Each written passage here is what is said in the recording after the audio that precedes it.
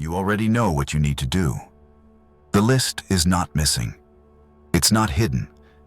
It's been sitting in your head for months, maybe years. Go to the gym.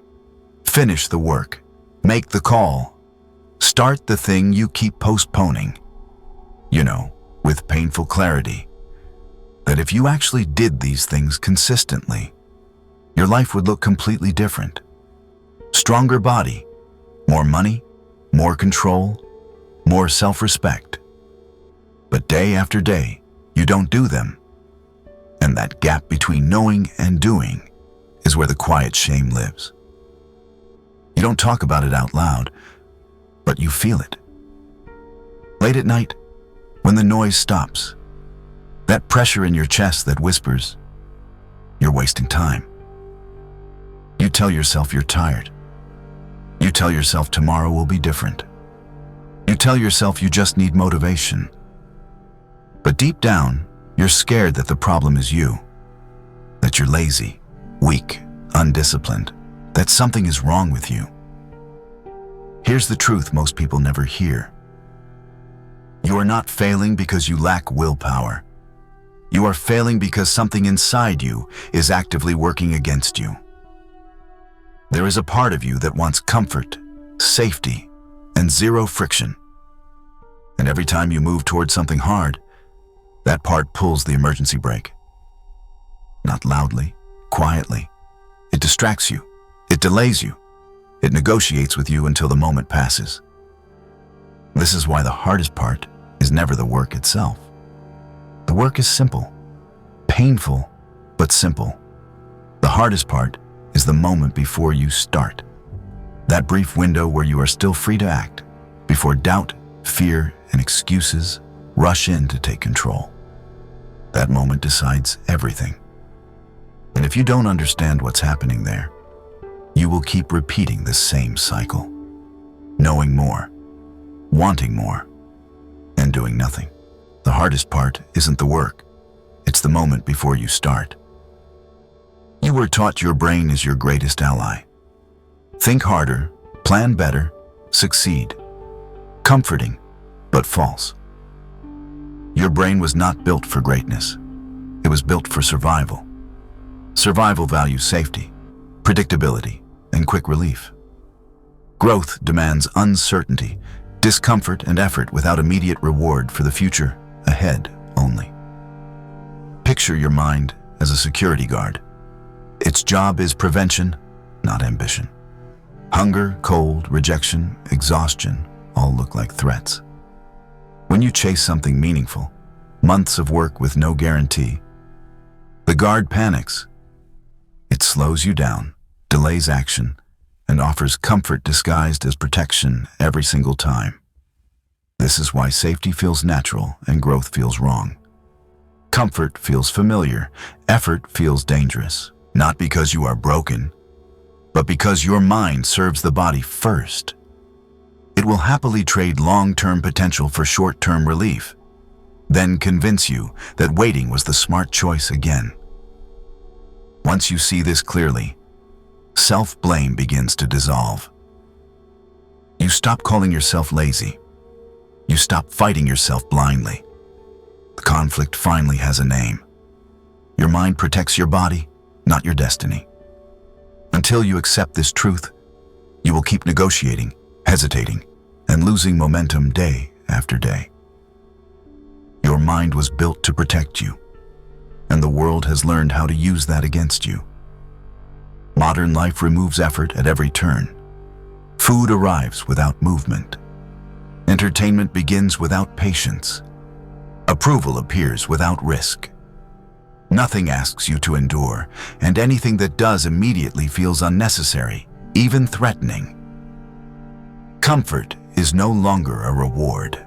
It is the default setting. This is how willpower erodes without you noticing. Not through weakness, but through design. When relief comes first, effort starts to feel abnormal. Resistance feels like a problem instead of a requirement. Over time, the ability to push through friction softens. Doing nothing feels reasonable. Doing something hard feels excessive, almost irresponsible. Power cannot exist in that environment. Power is born where effort is required and sustained. A world that feeds you produces consumers. A world that demands something from you creates builders. One group absorbs, reacts, and waits. The other chooses, acts, and shapes outcomes. One is fed, the other hunts. This is not judgment. It is clarity. Restlessness, distraction, and low-grade frustration are not signs of failure. They are signals. You are not meant to live in a system that keeps you comfortable enough to stay harmless. A world that removes effort doesn't just make you comfortable, it trains you to hesitate. And that hesitation is where almost every plan you've ever made quietly died. The real problem is not that you lack discipline, motivation, or ambition. The real problem is that between intention and action, you pause just long enough to let your mind start bargaining. The intention is always clean. You decide to train, to write, to handle the hard task first. In that moment, everything feels aligned. Then your body stays still and your mind steps in to help. It doesn't attack you. It reasons with you. It offers delays dressed up as wisdom. It suggests later, easier, safer alternatives. That short gap becomes a courtroom, and every excuse sounds intelligent enough to win the case. At the gym, the plan is solid until the couch softens your spine and the mind reminds you that rest is important, that consistency matters more than intensity, that missing one day won't change anything. You don't quit. You postpone. Writing follows the same script. The idea excites you until the blank page demands commitment. Then preparation replaces production. Research replaces output. Polishing replaces creating. Hours pass, energy drains, and nothing exists except the illusion of progress. Hard work at your job dies the same way. The uncomfortable email, the decisive move, the task that would actually shift your position stays untouched while you drown yourself in busy work that feels productive, but changes nothing. This isn't a character flaw, it's conditioning. You live in an environment that rewards delay with relief and punishes action with discomfort. So your brain has learned that negotiation is survival. Every time you hesitate and feel better, the pattern hardens. Delay becomes automatic. Action feels reckless. Over time, something worse than procrastination forms. You start trusting excuses more than your own intentions. Your word to yourself becomes flexible. Standards blur. Confidence erodes without a single, visible failure. You still look functional, responsible, capable. But internally, you are rehearsing powerlessness. If this feels uncomfortably familiar, it's not coincidence. It's a pattern you've been repeating longer than you want to admit. And the reason it feels accurate is because you're watching the exact mechanism that's been deciding your days. Plans don't collapse because they're too ambitious. They collapse because you let the negotiation happen at all. That small pause is not harmless. It is the moment control changes hands. Leave the gap open, and even the strongest intentions bleed out quietly. Close it, and momentum no longer requires motivation. This is the line most people never see, and once you see it, you can't unsee it. Every excuse sounds intelligent. That's why they work. The moment you understand that negotiation is the real enemy, one rule becomes unavoidable. The gap only exists because you allow emotion to speak first. That is where control is lost. Power begins when the body moves before the mind has time to argue. Waiting to feel ready is not patience. It is permission given to hesitation. Emotion is reactive by nature. It does not decide, it explains. Yet most people live as if their feelings are authorities, as if confidence must arrive before action is allowed. Watch what actually happens in real life. The person who stands up first controls the room. The one who takes the first step forces the environment to adjust. Movement establishes reality. The mind follows behind, scrambling to justify what the body has already done. This is why the gym changes the moment the first rep happens. The weight didn't get lighter. The resistance didn't disappear. The body simply moved, and the fear lost its leverage. Writing works the same way. One sentence breaks the illusion of difficulty. The page stops being a threat and becomes a surface. Hard work behaves no differently. Opening the document, making the call, starting the task collapses hours of mental resistance instantly. Emotion never fades on its own. It submits only after action proves it irrelevant. People who wait to feel motivated stay trapped in negotiation forever. People who move while doubt is still present build momentum without needing belief. Confidence is not the cause. It is the after effect. Action goes first. Emotion falls in line to protect the story of competence. This is the mistake that keeps intelligent people powerless. They try to persuade themselves instead of demonstrating authority. You don't convince your way into control. You assert it physically, decisively, without discussion. The body commits. The mind obeys. That order is not optional. Movement creates authority. Emotion obeys whoever moves first. Once action has moved first and emotion has been forced to follow, pain becomes the next line of defense that tries to pull you back into hesitation. And this is where most people misread the signal and retreat.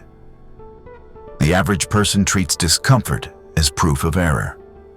Pain appears and they assume something is wrong, that they chose the wrong path, pushed too far, moved too soon. Stop.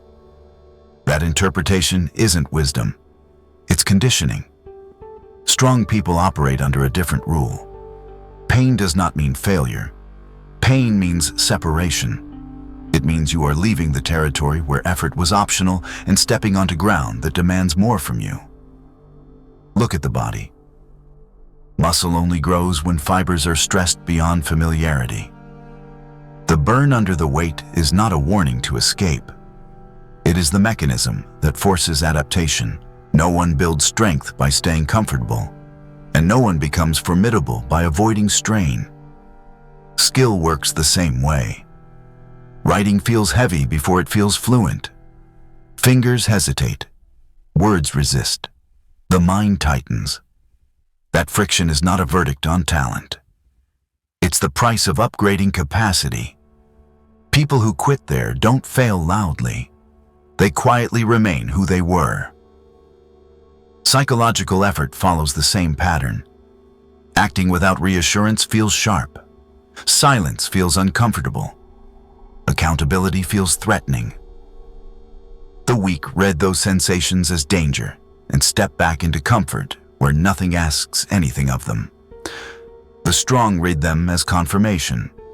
Pressure only appears where something real is happening. Pain only shows up where identity is being tested.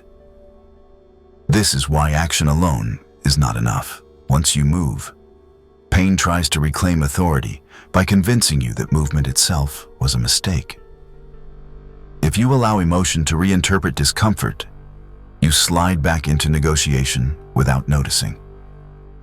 This is the exact point where most people turn around. Not because they're incapable, but because the sensation feels personal. Hold your position, and pain changes meaning. It stops being a threat and becomes a compass. Comfort never built power. It only preserved weakness. Discomfort strips away protection. It removes excuses. It exposes gaps you can no longer hide from. To a mind trained for survival, that exposure feels dangerous. To a person building authority, it feels precise. This is the reversal that separates people who act once from people who actually transform. Pain is only dangerous when it leads nowhere. Here, It leads out of numb repetition and into growth that cannot be faked. Every meaningful expansion requires crossing a line where things stop feeling safe and start feeling real. That line always resists. It always hurts. The resistance is not a signal to turn back. It is confirmation that you are pressing against the edge that kept you small. Misread it, and you retreat. Understand it, and you pass through. If it feels uncomfortable, you've probably found the door. Pain shows you the door, but identity decides whether you walk through it or retreat. And this is where most people collapse back into the life they claim to hate. Discomfort exposes the edge, yet without a shift in identity, that edge becomes terrifying instead of clarifying. This is why habits fail under pressure. Habits are behaviors. Identity is command.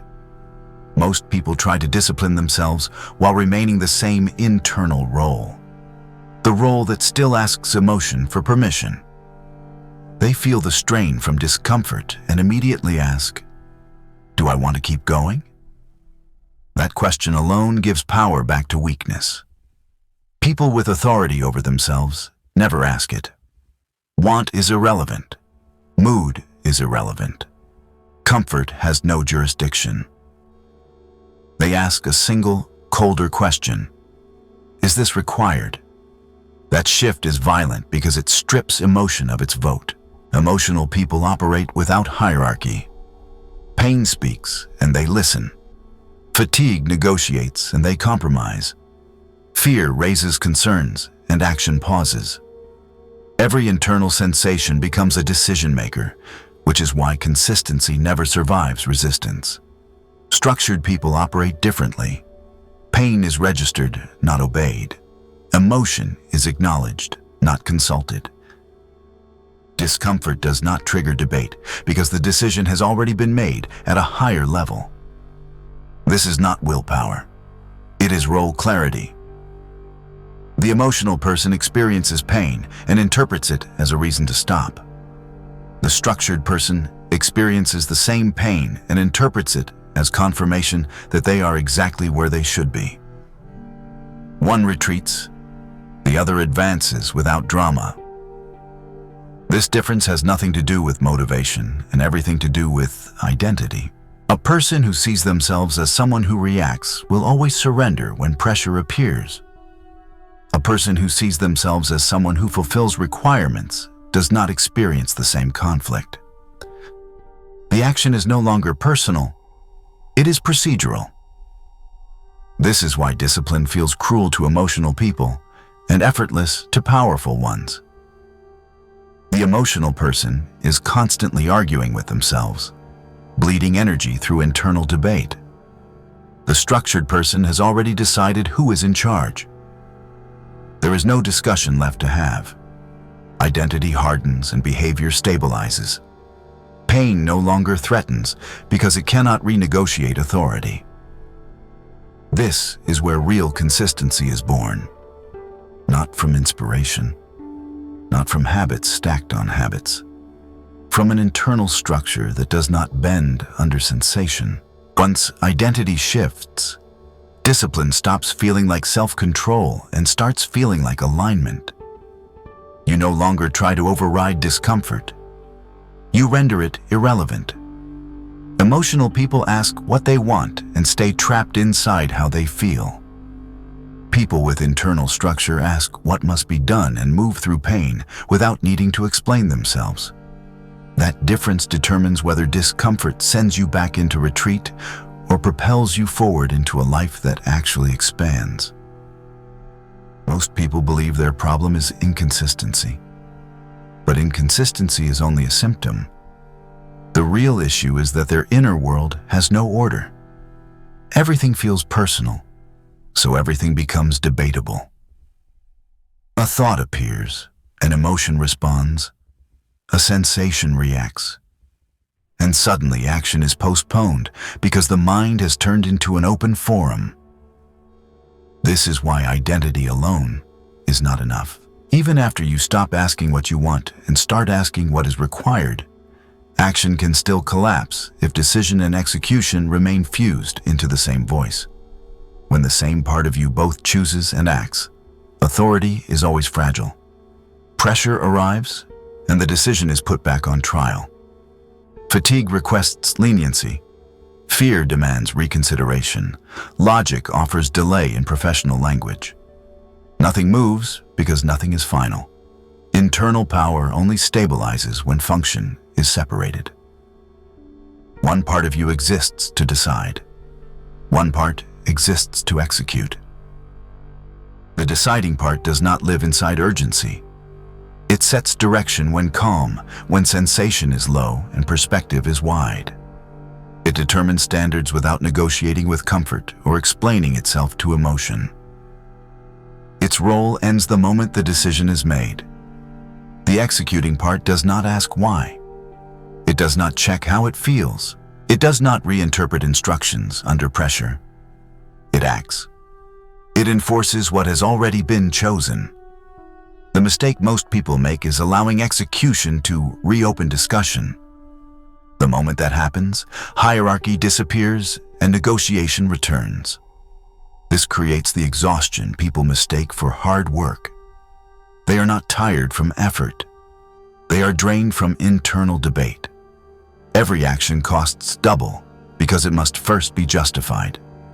Every task becomes emotional labor before it becomes real labor. When structure is installed, that friction vanishes. Emotion is not silenced, but it is contained. Pain can be felt without changing direction. Fatigue can be noticed without delaying action. Fear can be acknowledged without being obeyed. This is not cruelty, it is order. The result is immediate. Action feels cleaner, movement feels lighter, momentum stops leaking through hesitation. Over time, this separation rewires how effort feels. Decisions gain weight because they matter. Execution loses drama because it is no longer personal. This is why disciplined people appear detached. They are not disconnected. They are organized. They are not fighting themselves at every step. Authority inside the mind has already been assigned. Too many people confuse intensity with power. True power is quiet. It comes from clarity of command and certainty of execution. Where hierarchy is unclear, chaos fills the gap. Where roles are defined, negotiation has nowhere to hide. This is how internal control becomes durable instead of emotional. Not through force, not through motivation, but through structure. One decides. One does. Nothing argues. Nothing appeals. This is the difference between effort that burns out and effort that compounds. Chaos comes from too many voices inside one mind. Order inside the mind changes what you respond to. And once command and execution stop arguing, pleasure loses its grip almost immediately. Pleasure thrives in disorder. It feeds on noise, impulse, and relief. It is quick, shallow, and forgettable. A hit that vanishes the moment it lands. You scroll, you snack, you distract yourself. And for a few minutes, the pressure disappears. Then, it returns heavier than before. Nothing changed. Nothing solid was built. Completion operates on a different axis. Completion has weight. It does not rush through you, it settles. After finishing something difficult, not something busy, not something cosmetic, but something you resisted and still enforced. The reward is not excitement. It is stillness. The kind that fills the chest and straightens posture without permission. That stillness is dignity.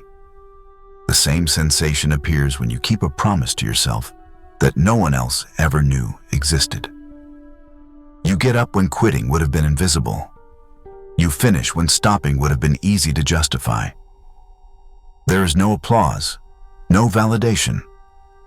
Yet something internal locks into place. Your word gains gravity. You trust yourself without needing reassurance.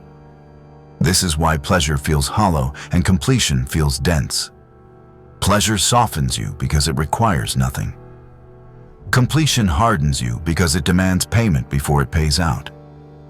People confuse happiness with stimulation and wonder why comfort leaves them restless. Dignity doesn't excite you, it stabilizes you. It anchors you to your own standards. This is where internal hierarchy proves its value. When decisions are enforced and execution follows, completion becomes inevitable. And when completion becomes routine, dignity compounds quietly.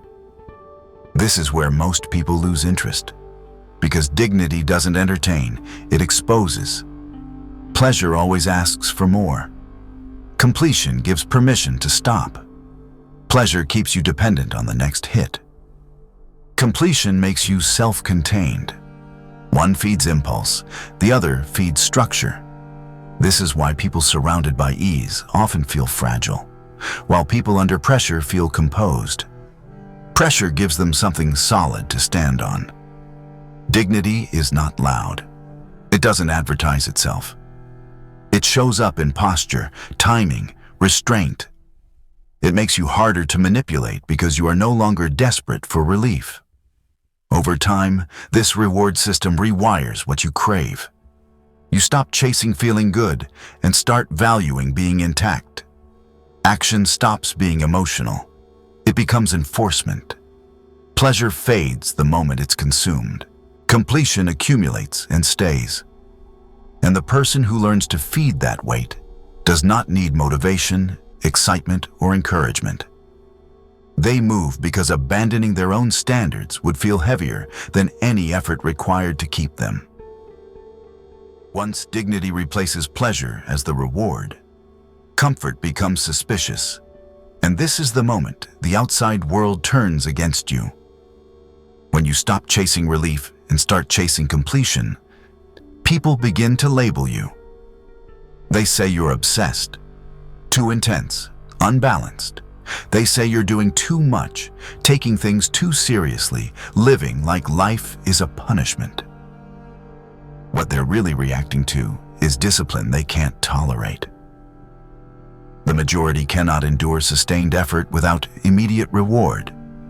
So when they see someone who can, they don't question their own weakness. They pathologize your strength. Discipline exposes people. It reminds them of promises they broke, standards they lowered, and potential they quietly abandoned. That reminder is uncomfortable, so it gets reframed as extremism. Comfort is the shared agreement of the mediocre. It keeps everyone equal by keeping everyone soft. When you step outside that agreement, you disrupt the social balance. You don't complain about the work. You don't need constant relief. You don't chase stimulation the way others do. That silence reads as judgment, even when none is intended.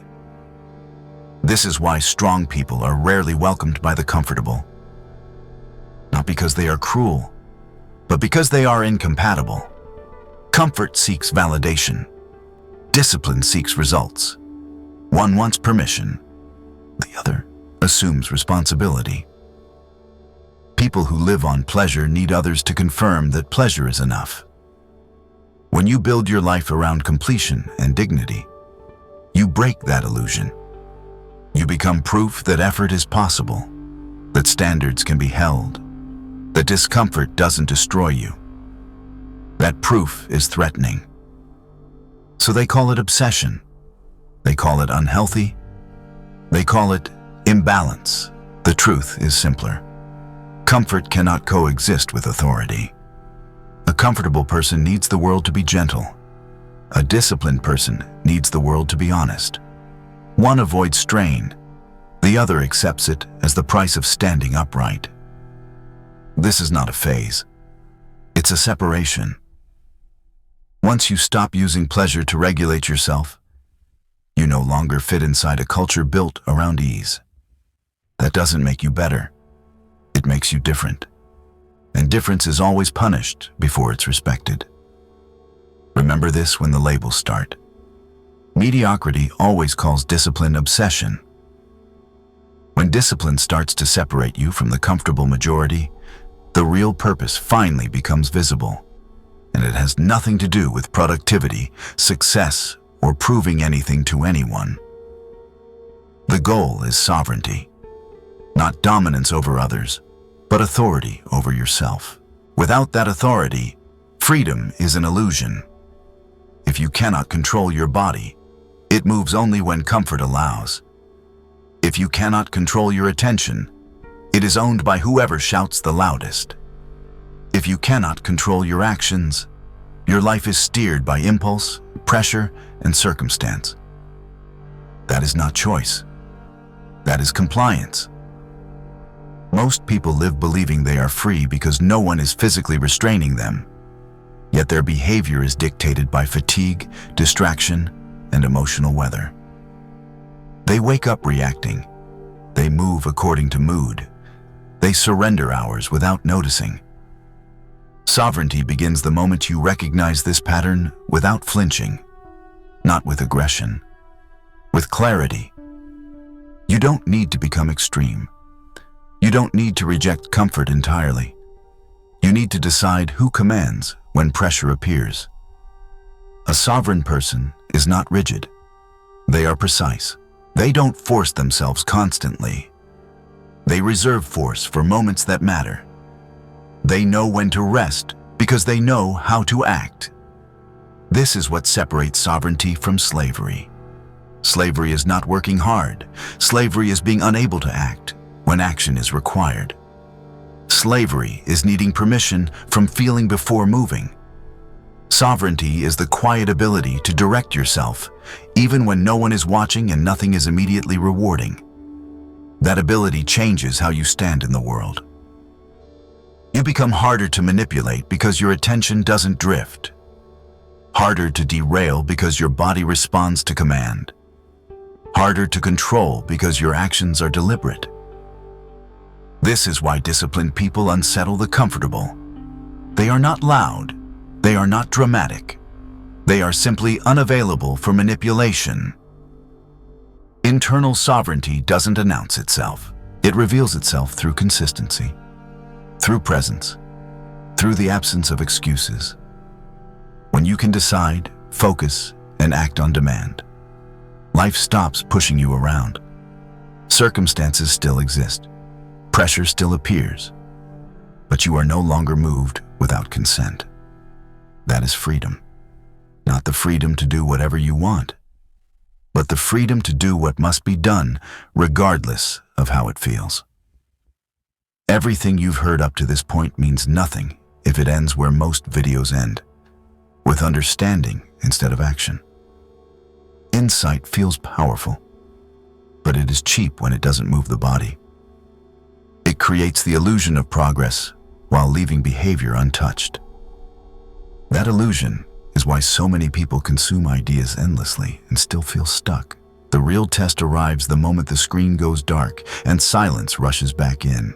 That silence is uncomfortable because it removes distraction. In that space, the old reflex will try to return.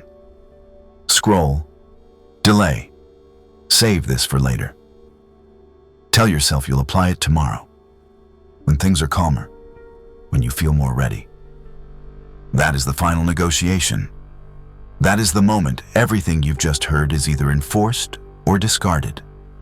The difference between people who change and people who don't is not intelligence. It's timing. The ones who change act while the signal is still alive. They don't wait for certainty. They don't seek motivation. They move while resistance is present, while discomfort still hums in the chest. Pick one hard thing you've been avoiding. Not a symbolic one. Not an easy win. The real one. The email you've delayed. The task you've circled for weeks. The action that would immediately reduce the excuses available to you. Commit to it now. Not publicly, not for praise, but because postponement is how authority slips away. Then do something simple and uncomfortable. Name it. Comment the one difficult thing you've been avoiding. Writing it down removes camouflage. It turns intention into pressure. If this way of thinking resonates, subscribe, not for content, but as a reminder of the standard you just accepted. Let it be a marker of alignment, not consumption. This isn't about becoming extreme or living joylessly. It's about refusing to let understanding rot into entertainment. Knowledge without movement is decoration. Awareness without enforcement is noise. The world is full of people who know exactly what they should do and feel proud for knowing it. Power belongs to the ones who move. Remember this when hesitation shows up 5 minutes from now. Insight without execution is just entertainment.